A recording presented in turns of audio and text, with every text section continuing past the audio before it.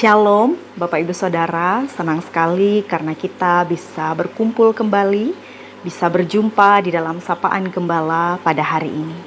Saya, Devina Erlin Minerva, saat ini melayani di GKI Gading Serpong.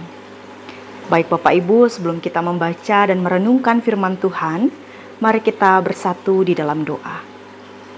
Tuhan, kami mengucap syukur untuk kebaikan Tuhan di dalam seluruh kehidupan kami.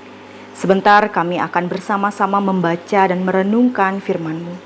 Kiranya Roh Kudus-Mu memampukan setiap kami, agar kami mengerti dan dapat melakukan apa yang Tuhan kehendaki di dalam kehidupan kami hari lepas hari. Berfirmanlah ya Tuhan, kami sedia untuk mendengarkan. Di dalam nama Tuhan Yesus Kristus kami berdoa. Amin. Bapak Ibu Saudara, pembacaan Alkitab kita pada hari ini diambil dari Nehemia pasal 4 ayat 15 sampai 23. Nehemia pasal 4 ayat 15 sampai 23. Ketika musuh-musuh kami mendengar bahwa rencana mereka sudah kami ketahui dan bahwa Allah telah menggagalkannya, maka kami semua kembali ke tembok, masing-masing ke pekerjaannya. Sejak hari itu, sebagian anak buahku melakukan pekerjaan, dan sebagian lainnya memegang tombak, perisai, dan panah, serta mengenakan baju zirah. Sedang para pemimpin berdiri di belakang segenap kaum Yehuda yang membangun tembok. Orang-orang yang mengangkat dan mengangkut melakukan pekerjaannya dengan satu tangan dan memegang senjata dengan tangan yang lainnya. Setiap orang yang membangun bekerja dengan berikatkan pedang pada pinggangnya, dan di sampingku berdiri peniup sangkakala. Berkatalah aku kepada para pemuka, para penguasa, dan kepada orang-orang yang lain, pekerjaan ini besar dan luas, sedangkan kita terpisah jauh satu sama lain di sepanjang tembok. Kalau kamu mendengar bunyi sangkakala di suatu tempat, berkumpullah ke sana menemui kami. Allah kita akan berperang bagi kita. Demikianlah kami melakukan pekerjaan itu sementara sebagian orang memegang tombak sejak merekah fajar sampai terbitnya bintang-bintang. Pada waktu itu juga aku berikan perintah ini kepada rakyat. Setiap orang dengan anak buahnya harus bermalam di Yerusalem, supaya mereka melakukan penjagaan bagi kita pada malam hari dan melakukan pekerjaannya pada siang hari. Baik aku sendiri maupun saudara-saudaraku, anak buahku, dan para penjaga yang mengikut aku, kami semua tidak sempat menanggalkan pakaian kami. Setiap orang memegang senjata dengan tangan kanan. Demikianlah pembacaan firman kita pada hari ini. Kita pada hari ini bertemakan bersatu untuk pekerjaan Tuhan. Bapak Ibu Saudara, disadari atau tidak, ada begitu banyak pelayan Tuhan yang pelayanannya lama-lama kendor. Tidak ada lagi semangat untuk melayani. Mungkin beribadah dan berdoa pun hanya sekadar rutinitas.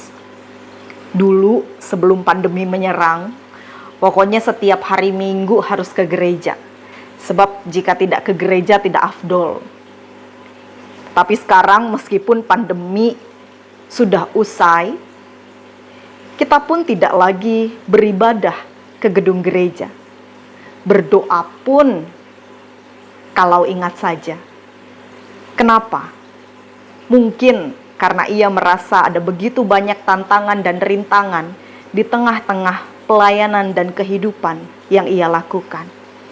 Mungkin karena pendapatnya tidak didengarkan oleh sesama rekan, atau kekecewaannya pada Tuhan sudah tidak dibendung lagi, dan ia sudah tidak ada lagi sukacita di dalam pelayanannya. Ada puluhan, ribuan, ratusan ribu alasan bagi kita untuk mundur dan berhenti dari pekerjaan yang Tuhan berikan kepada kita. Dan mungkin perasaan ini juga yang dialami oleh bangsa Israel di dalam pembacaan kita pada hari ini. Meskipun mereka telah terbebas dari pembuangan selama kurang lebih 1 abad, tetapi mereka tetap hidup sebagai bangsa yang hancur. Dan hal itu dilambangkan dengan tembok Yerusalem yang hancur. Belum lagi ada begitu banyak serangan dari luar, juga keadaan umat Israel yang tidak bersatu. Ibadah yang mereka lakukan pun tidak lagi berpusat kepada Allah, dan banyak lagi. Ada begitu banyak alasan untuk menyerah, bukan? Tetapi ada satu orang yang tidak menyerah untuk membangun kembali kota Yerusalem. Ia adalah Nehemia. Karena ia paham keadaan bangsa Israel, ia kemudian berdoa kepada Tuhan, dan tergeraklah hati Raja Artasasta untuk mengirimnya ke Yerusalem. Kalau kita baca di dalam Nehemia pasal 2, akhirnya Nehemia pergi ke Yerusalem dan mengajak kembali umat Israel untuk bersatu membangun tembok yang runtuh itu. Lalu apakah tantangan mereka selesai sampai di situ? Tidak. Ketika mereka membangun kembali tembok Yerusalem, ada begitu banyak olokan yang mereka terima dari bangsa-bangsa lain dengan tujuan untuk menghancurkan semangat bangsa Israel. Tetapi itu pula tidak berhasil. Kemudian tantangan yang lain datang karena adanya kesepakatan bangsa-bangsa untuk berperang secara langsung melawan umat Israel dan mengacaukan segala yang ada yang sedang dibangun di Yerusalem. Situasi ini jelas tidak main-main. Ketakutan mencekam karena mereka berada di ambang hidup dan mati. Umat Israel kembali diperhadapkan dengan 1000 alasan untuk menyerah. Tetapi apakah mereka menyerah? Tidak. Nehemia sebagai pemimpin yang mengandalkan kekuatan penuh dari Tuhan, mempertahankan optimisme seluruh umat untuk membangun dan bertahan terhadap ancaman musuh. Ia terus-menerus berdoa, memberikan arahan dan semangat kepada bangsa Israel yang mau untuk tetap berjuang.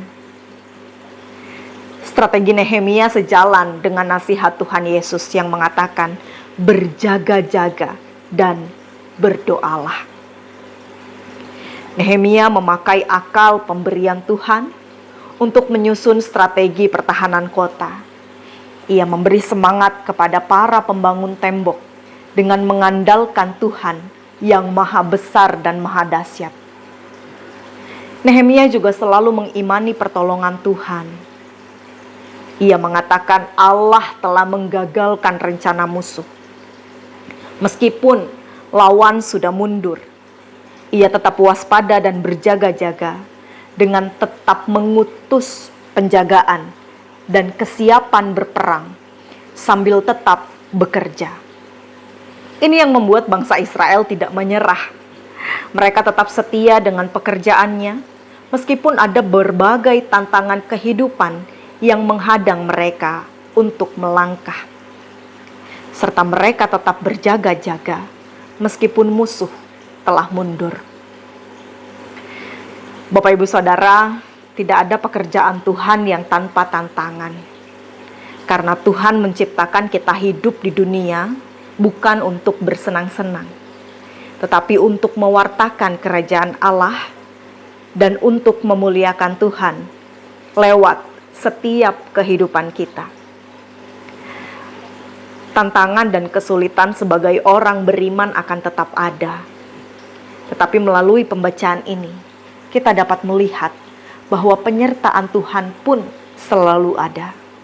Pekerjaan yang berat akan terasa ringan kalau kita mengerjakannya bersama-sama. Seperti pepatah yang mengatakan berat sama dipikul, ringan sama dijinjing. Artinya segala sesuatu akan lebih mudah kalau dikerjakan bersama-sama.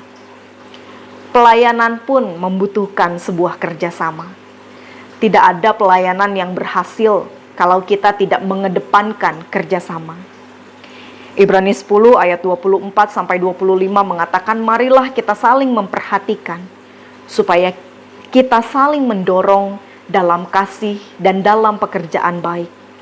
Janganlah kita menjauhkan diri dari pertemuan-pertemuan ibadah, seperti dibiasakan oleh beberapa orang. Tetapi marilah kita saling menasihati, dan semakin giat melakukannya menjelang hari Tuhan yang mendekat. Kalau kita adalah murid-murid Kristus, maka marilah kita membangun kerjasama sebagai sikap yang patut dicontoh di dalam hidup kita bersama. Sebab tujuan utama kita bukan untuk menjadi yang pertama di dalam mengakhiri perlombaan iman, tetapi untuk mendorong sesama kita secara nyata dengan memberikan teladan dan pertolongan kapanpun ia membutuhkannya. Akan tiba saatnya kita mengakhiri hidup kita di dunia, tetapi sampai saat itu tiba, marilah kita saling menguatkan, siap sedia menolong, dan terus bekerja sama hari demi hari. Seperti Nehemia yang tidak hanya sebagai pengatur, tapi juga sebagai pelaku pekerjaan itu. Ia turut bekerja keras, ia turut berkorban. Kesediaan seseorang pemimpin untuk turut merasakan penderitaan bawahannya akan menjadi sumber semangat yang tidak akan habis bagi orang-orang yang bekerja dengannya. Juga bangsa Israel yang tetap bekerja bersama dan tidak menyerah untuk membangun tembok Yerusalem. Bapak Ibu Saudara, mari kita mempercayakan kehidupan kita ke dalam tangan Tuhan Allah kita.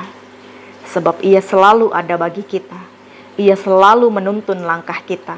Ia selalu memberikan perlindungan kepada kita. Ia memberikan kekuatan dan penghiburan kepada kita. Kiranya Roh Kudus menyertai kita. Amin. Mari kita berdoa. Allah, kami mengucap syukur untuk pembacaan firman juga renungan yang boleh kami dengarkan pada hari ini. Biarlah kami boleh bersatu hati untuk melakukan pekerjaan Tuhan, melayani Engkau di dalam setiap aspek kehidupan kami. Berikan kami kekuatan dan kesehatan untuk dapat mewartakan karya kasih-Mu di dunia ini dan dapat menjadi perpanjangan tangan-Mu di dunia ini. Di dalam nama Tuhan Yesus Kristus kami berdoa. Amin.